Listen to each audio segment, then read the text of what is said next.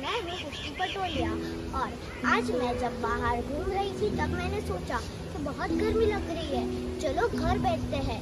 और फिर मैंने देखा उन पशु पक्षियों को जिन्हें भी गर्मी लग रही थी, लेकिन उनके घर में ना कि फैन और एसी है, तो भी वो कैसे करते होंगे। तो प्लीज आप सबसे कुछ निवेदन है कि आप इन्हें पानी डालें और कुछ दाने डालें, जिससे कि वो खा के पी के और खुश रहे।